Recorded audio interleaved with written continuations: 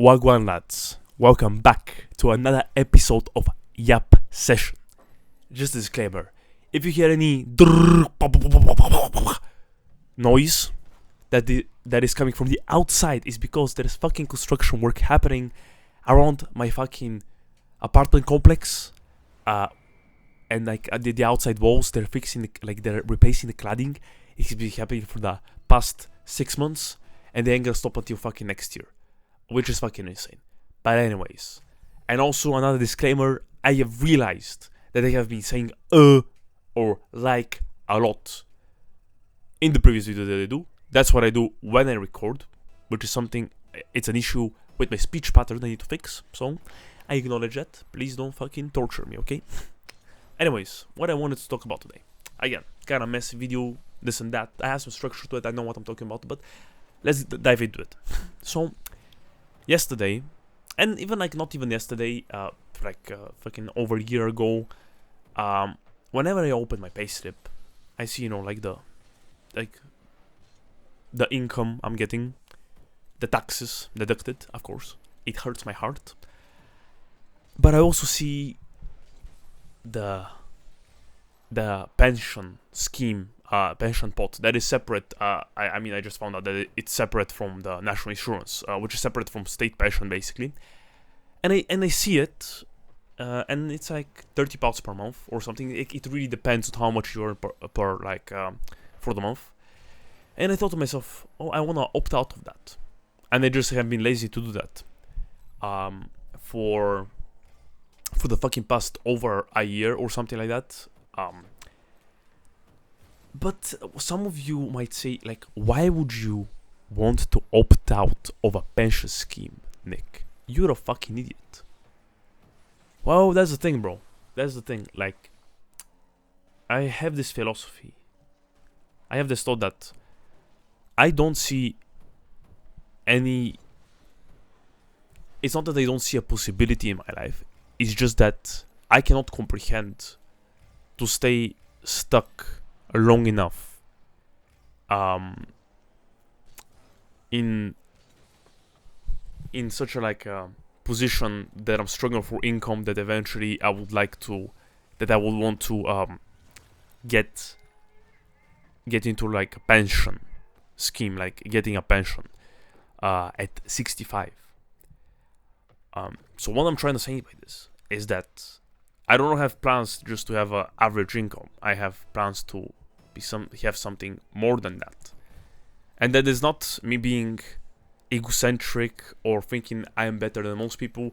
No, it's more like a living instinct. People are trying to survive. They're trying to, do their own thing, do the 9 to 5, work until they're 65 and get the pension. Which I think no one should follow this thing, because it's like a trap, because there is more things to life than just working. Because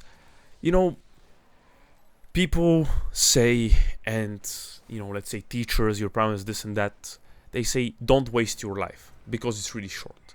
And it's a statement that everyone agrees with. I definitely agree with it. But then again, let's say you have a job, again talking about the jobs and how much we hate them. You have a job that is, respectable. Let's speak, for example, an investment banker. Or, okay, wait, that is too fucking bougie. Let's say maybe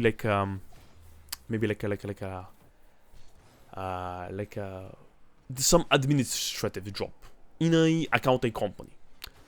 But you're kind of middle management, a good high level administrator.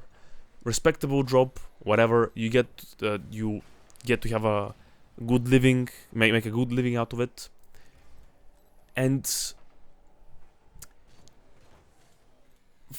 you spend the years grinding, and you're fine with that.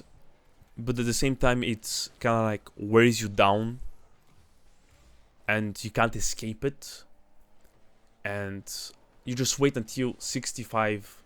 So you can get your pension and retire and finally live a peaceful life. And through all these years, you have been grinding on this job that you don't necessarily love, and you're just waiting to retire at such a late age. And I pose the question, is this not time wasted? Because, I mean, this is, for me, it's a really, like, a lot of time wasted, in my opinion. And again, it's not to disrespect people that are in such type of line of work. Like any job, bro, everyone gotta work, everyone gotta fucking survive, bro. Bro, I'm not even in the, even if I'm going from an egocentric point of view, all of this, I shouldn't be allowed to speak on it, because I am fucking working as a waiter, which is, again, one of these mediocre jobs. But yet again, it's what I'm trying to say is that this paradigm, this worldview that we have been implanted from like the beginning of our lives, of like the standard model of life, the thing that everyone expects from you: graduate school, go to uni, find a job, start a family, retire, and fucking die, bruv. Which is fucking depressing if you think about it. Yeah, sure, you get the job, you get the promotion, and people are happy around you that this guy, they say to other people, this guy got this thing, like this nice promotion in this accounting company. But it's not the question if other people like it. It is the question if also you are happy with it. Because I feel like in life, most people, like, at least want to guarantee the validation of others. This is what prevents them from taking a risk, like pursuing a big dream. Because if they pursue a big dream and they fail in it, most of the time, I'm lucky to have supportive family and peers. But like for most people, it's not like that. In terms of like their dreams. Let's say they pursue it, and then they're like afraid of pursuing it, and they fail. They feel like even in the process of pursuing it, they're not gonna get validation. And also when they fail, they're not gonna get validation. But at least when they're going the safe route, which is gonna guarantee them validation when they're pursuing the safe career path, and also it's gonna be like a low chance of failure to get to this path, they will have validation. So what I'm trying to say is that we trying to, like, most people, I mean, even I would be guilty of that, maybe to some extent, would try to seek validation from others and try to make others happy, even though it costs their happiness. Because, they strive for these goals that are not even their goals. And so what is the point in that? Really? And is this a bit of a tangent? Maybe, I'm not sure, but I think it's linked. It's the fact that, like, it's kind of like all circles back to doing meaningful stuff in your life, like that have meaning to you, obviously, that have meaning to you, like truly and deeply. Because when I go to my restaurant job, and if people say to me there that, oh yeah, I like this, the job, this and that, oh, I will, just the people I have to get to people to talk to every day, this and that, but I can see it on their faces that they're not happy with their position. If you just gave them the money and the resources for them to do whatever they want, like pursue their dream, like do the job that is meaningful to them, they would take it in a heartbeat. They would always take it in a heartbeat. But they just, like some of them, because I work with the diverse range of, ages, we're talking about kind of like the bigger ages in the like let's say over the 40s or over the 30s in this industry, in the hospitality industry. I'm referring to them, like they have. I feel like they have settled for this, and which is fine. They should settle, but it's more like, are you fine with settling with this?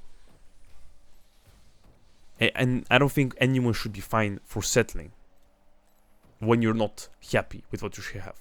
Sure, you have stability,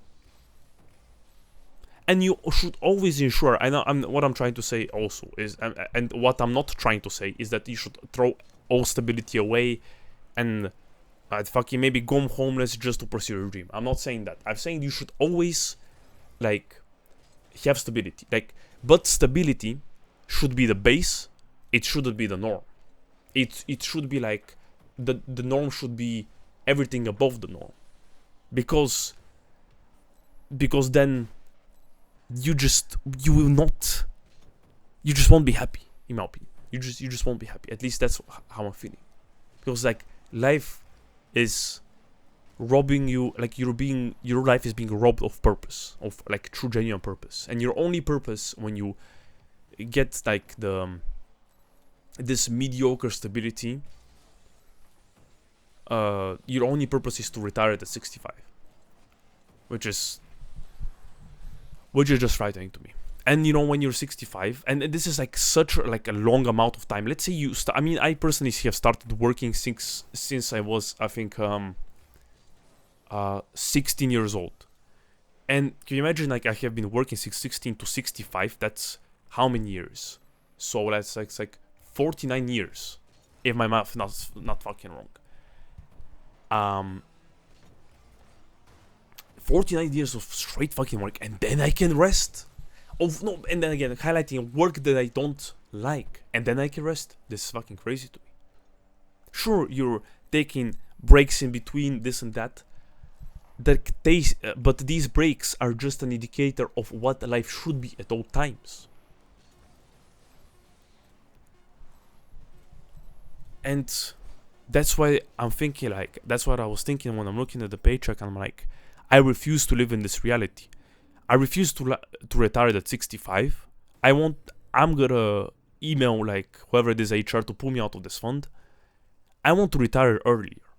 Like, by retirement I mean like provide a higher level of stability, because mediocre stability is not stable, because you always depend on your company or the employer and this and that. You get dependent on people, you know.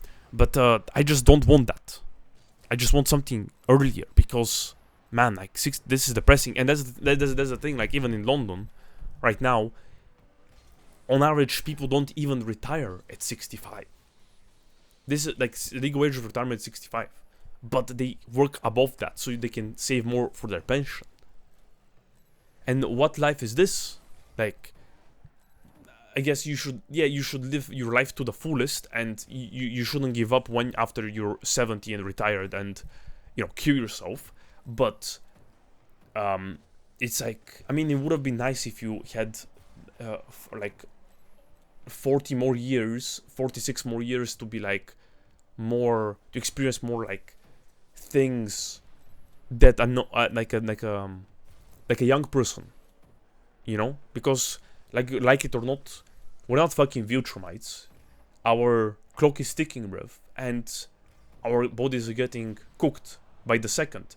Obviously, you should live a healthy lifestyle, and you can be doing pull-ups when you're fucking over 70, but it's not gonna be the same as if you were doing them when you were 20. So this is why it's so valuable, like, to enjoy life, especially when you're young. You should always do it, but especially when you're young. And as for the current paradigm that we live in and expectations, to circle back to that, just I guess to have to aim for a higher standard for yourself.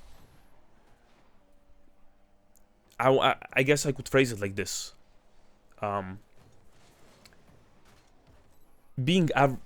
aiming for average is the thief of joy, and being average always is a killer of potential, of the utilization of potential. Because you should never, ever, in whatever position you are at, compare yourself to others. Because, let's say right now, I could be below average, hypothetically. Probably I am. Like, in terms of, like, if you're talking about net worth or physical health and this or that, like any factor of your life, you shouldn't look at the average. I have looked at it, and a lot of people have, which is cool if you want to do it, but you shouldn't aim for that. You should aim for always to be the best version of yourself, day by day, brick by brick. And then eventually, if you just keep on that attitude, you will surpass the average. You will reach the average. But then do you want to stop there? No. This is where it becomes the killer of potential. You need to be above that, because every single motherfucker has the potential to be better than what the average is. You should go up, because why not, bro? Why not? You started from the bottom and the only way is up. So don't rob your joy and don't kill your potential, bro. Is what I'm trying to say.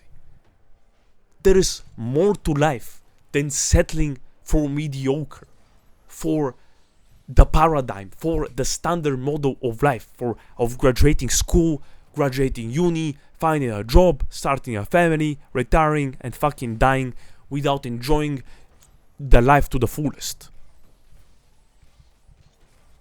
And for those people who say, man, this is like too harsh. Most people enjoy their life. But sure, okay. But most people should always ask their question, could I do better? Could I extract more happiness out of my life? Am I actually peaceful with where I am? Am I truly fine with it? And if I had this financial opportunity to make it better, would I definitely take it? Because if then you take it, then maybe you're not so fond of your life, of your life situation that you're in right now. But again, always be thankful where you're at, for where you are at, but never forget, you can always go further and push yourself to the limit, bruv. I hope this made sense.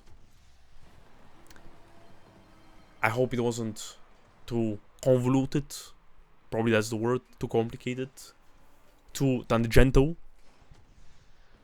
But yeah, that's what I wanted to say.